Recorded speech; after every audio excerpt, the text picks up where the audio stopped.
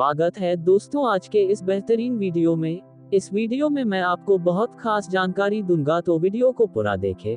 आप सभी के यह बात जानकर आश्चर्य होगा कि अमेरिका की दो सबसे बड़े comics company Marvel comics, DC comics, जिनका धाक पूरी दुनिया में है, जिनके ऊपर बहुत सारे TV show, film, animated film बन रही है, जिन फिल्मों को देखने के लिए हम सभी बहुत ही अधिक उतावले होते हैं। लेकिन भारत में कॉमिक्स की शुरुआत 19वीं शताब्दी में सन 1926 हुई थी। मैं आप सभी को 19वीं शताब्दी से वर्तमान में 21वीं शताब्दी में भारत में कॉमिक्स कंपनी का सफर कैसा था, हर दशक में क्या क्या बदलाव हुए, चलिए देखते हैं। भारत में सन 1926 के दशक से कॉमिक्स कंपनियों का इतिहास। 10वां दशक सन 1950। इस समय में भारतीय कॉमिक्स फैंस और टीवी इन दोनों के बीच में जोरदार मुकाबला था। बच्चों के लिए प्रकाशित होते थे क्लासिक हिंदी और उर्दू कॉमिक पत्रिकाएं प्रकाशित होनी शुरू हुई 1926। चंदामामा को पहली बार जुलाई 1947 में तेलुगु चंदामामा के रूप में और तमिल अंबुलिमा के रूप में भाषा में प्रकाशित किया गया था। इस पत्रिका की शुरुआत तेलुगु फिल्म निर्माता बी नागी रेड्डी और चक्रपाणी द्वारा की गई थी तथा इसका संपादन चक्रपाणी के करीबी मित्र और तेलुगु साहित्य के एक श्रेष्ठ पंडित कोडवातिक्ति कुटुंबराव द्वारा किया गया और संपादित किया गया सचित्र कहानियों की श्रृंखला पौराणिक और जादुई कहानियों दौर था, जो अक्सर समय के लिए था। इस दौर की अधिकांश कॉमिक्स में फैंटेसी कहानियों पर ही आधारित थी। 9वां दशक 1940 के दशक के अंत 1950 में के दशक में सिंडिकेशन और अनुवाद भारतीय दर्शकों के लिए अंतर्राष्ट्रीय कॉमिक स्ट्रिप्स उपलब्ध कराते थे। भारतीय कॉमिक्स के विकास को मोटे तौर पर 4 चरणों में विभाजित किया जा सकता है, आलोक शर्मा ने हमें बताया। ऐसा प्रतीत होता है कि the Phantom, Mandrake, Flash Gordon, Rip Kirby और अंतर्राष्ट्रीय कॉमिक्स की सिंडिकेटेड स्ट्रिप्स को भारतीय दर्शकों के लिए हिंदी भाषा में भी अनुवाद शुरू कर दिया। 8वां दशक 1960 के दशक की कॉमिक्स मुख्यधारा के दायरे में प्रवेश करती हैं। इंद्रजाल कॉमिक्स के आगमन, king features of king features, जिसमें हम पहले उल्लेखित सिंडिकेटेड कॉमिक स्ट्रिप्स शामिल हैं, इस दशक में अधिक प्रतीकात्मक घटनाओं में से कुछ में शामिल है दीवाना पत्रिका, भारत विश्व प्रसिद्ध और सर्वोच्च प्रभावशाली एमएडी पत्रिका की भी स्थापना हुई। 1967 भारत की सबसे अधिक बिकने वाली कॉमिक बुक श्रृंखला अमर चित्रकथाएं का जन्म हुआ। 20 से भी अधिक भाषाओं में अनुवाद किया गया है, जिनकी आज तक 100 मिलियन प्रतियां बिकी हैं। अमर चित्रकथा एक सांस्कृतिक घटना है। प्राण कुमार शर्मा का जन्म 15 अगस्त 1938 को पाकिस्तान के लाहौर में हुआ था। बंटवारे के बाद उनका परिवार मध्य प्रदेश के ग्वालियर में आकर बस गया। भारतीय कॉमिक्स जगत के सबसे सफल और लोकप्रिय कार्टूनिस्ट प्राण ने 1960 से कार्टून बनाने की शुरुआत की। 1969 भारत के सबसे लोकप्रिय कॉमिक पात्रों में से चाचा चौधरी कॉमिक्स की दुनिया में आगमन हुआ। यह डायमंड कॉमिक्स का मुख्य पात्र हुआ करते थे। इनके ऊपर टीवी शो भी बन चुका है। इनका एक बहुत ही फेमस डायलॉग है, चाचा चौधरी का दिमाग कंप्यूटर से भी तेज चलता है। 6वां दशक 1970 भारत में की सफलता से प्रेरित होकर यहां तक कि इंद्रजाल कॉमिक्स जैसे पब्लिशिंग हाउस, जिन्हें सिंडिकेट इंटर कंट्री स्ट्रिप्स के लिए जाना जाता था, स्वदेशी कहानियों और भी आकर्षित हुए। रामचरितमानस, महाभारत और युद्ध कॉमिक्स एक अच्छा उदाहरण, जिससे कुछ नए पाठक वर्ग भी जुड़ गए। डायमंड कॉमिक्स 1978 में स्थापित हुआ, जिसमें जो फौलादी सिंह के लिए जाना जाता है। फौलादी सिंह एक प्रमुख सुपर हीरो के रूप नई पहचान दिया, जिसके कॉमिक्स में इवेंट्स विज्ञान और अंतरिक्ष के ऊपर ही होती थी। यह एक्शन सुपर हीरो जो आमतौर पर भारतीय उठी मूंछों के साथ होता, जो इसकी पहचान बन गया था, जबकि लबू मोटू और राजन इकबाल अन्य लोकप्रिय चरित्र थे। 10 से 13 वर्ष की आयु वर्ग के बच्चों ने चाचा चौधरी को उनके सबसे पहचानने योग्य कॉमिक बुक चरित्र के रूप में स्थान दिया।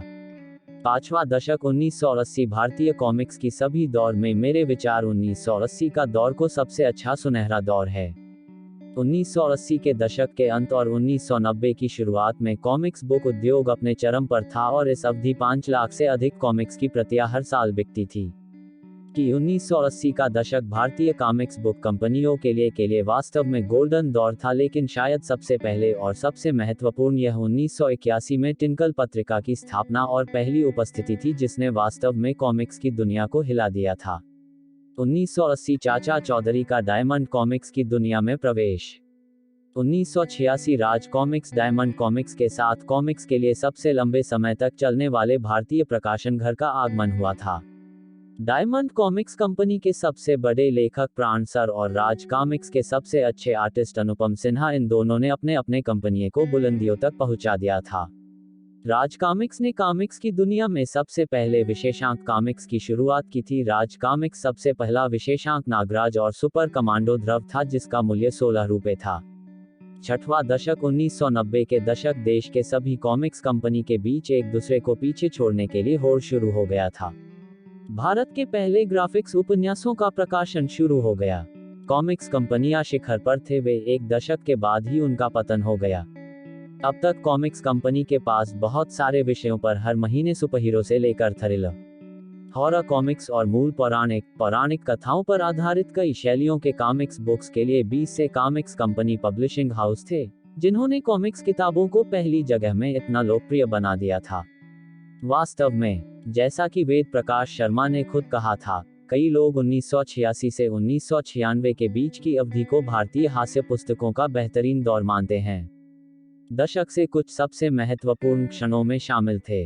1991 इंद्रजाल कॉमिक्स की दुखद था, जो एक क्षेत्र में बढ़ती प्रतिस्पर्धा के कारण अपना अस्तित्व नहीं बचा पाया। 1992 नागराज और बुक्कू नामक एक राज कॉमिक्स, इसकी लॉन्चिंग इस कॉमिक्स की एक साल के अंदर ही 9 लाख से भी ज्यादा प्रतियां बिकी, जो राज कॉमिक्स तक की सबसे अधिक बिकने वाली भारतीय कॉमिक बन गई है।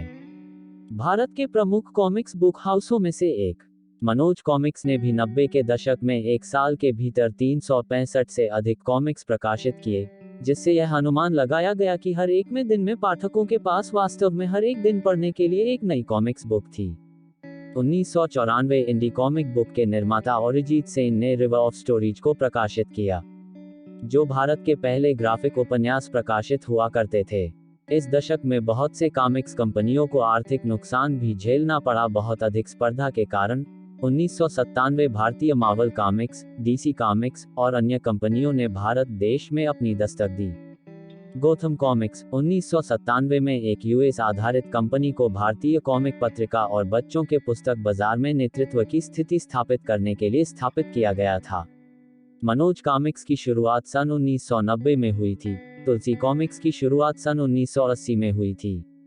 सातवां दशक 2000 में दशक अनगिनत मनोरंजन के साधनों की बाढ़ आ गई। कॉमिक्स के पाठकों की संख्या video game, home video, internet और अन्य प्रमुख तकनीकी मनोरंजन के संसाधनों के आगमन से हमारे जीवन शैली को प्रभावित किया गया। सभी के पास मनोरंजन के साधन थे, इसी के कारण कॉमिक्स की बिक्री कम हुई। पाठक वर्ग कॉमिक्स को छोड़कर मनोरंजन के लिए दूसरे ओर जाने लगे। बड़ी गिरावट आई थी। 90 के दशक के अंत तक कॉमिक पुस्तकों की बिक्री और अधिकांश भारतीय कॉमिक अपना प्रकाशन बंद कर दिया।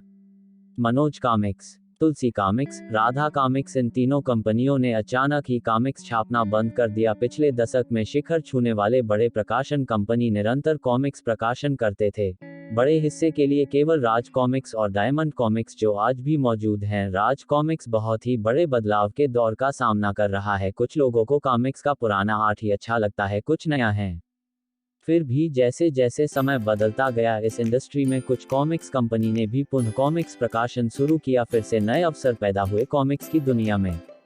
आठवां दशक 2004 से 2005 ग्रांट मॉरिसन डीसी कॉमिक्स के मुख्य लेखक ग्रेट मॉरिसन सर को भारत देश में आगमन, जबकि मार्वल ने अपने स्पाइडरमैन इंडिया प्रोजेक्ट को लॉन्च किया, जो भारत में एक कॉमिक बुक कंपनी द्वारा पहली बड़ी रिलीज बन गई और अंततः गोथम कॉमिक्स द्वारा भारत में प्रकाशित। 2006 के भारतीय कॉमिक्स को भारत के वजिन कॉमिक्स शुरुआत और गोथम कॉमिक्स के साथ इन्होंने बहुत सारे माइथोलॉजी कैरेक्टर्स के उपभी कॉमिक्स प्रकाशित की। कुछ के नाम है। उन्होंने भारतीय पौराणिक कथाओं और प्राचीन इतिहास पर आधारित अंतहीन महाकाव्य श्रृंखला बनाने के लिए अपनी सेनाएं लगाईं।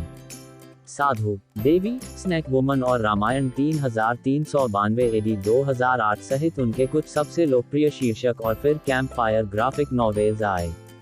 बाजार में सबसे बड़े खिलाड़ियों में से एक बनकर उन्होंने न केवल कुछ प्रसिद्ध Tom Sawyer, the hound of the Baskervilles और द राइट ब्रदर्स जैसे कुछ नामी दुनिया क्लासिक्स पर ग्राफिक नॉवेल लॉन्च किए, लेकिन वे एक हब बन गए युवा इसी दौर में जहां अधिकांश कॉमिक्स कंपनियों के लेखक और अंतर्राष्ट्रीय लेखकों बीच में रोमांचक मुकाबला शुरू हो गया था।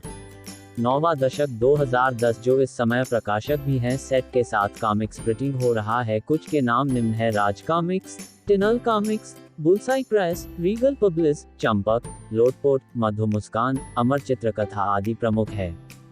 तो दोस्तों यही थी भारतीय कॉमिक्स की पूरी टाइमलाइन। मैं उम्मीद करता हूँ जानकारी आप सभी को अच्छी लगी होगी। इसे अपने दोस्तों के साथ जरूर शेयर करें। अगली वीडियो इंडिया के सबसे पावरफुल सुपर हीरो के ऊपर जल्द ही मेरे चैनल में आएगा। तब वीडियो को पूरा देखने के लिए आप सभी का शुक्रिया।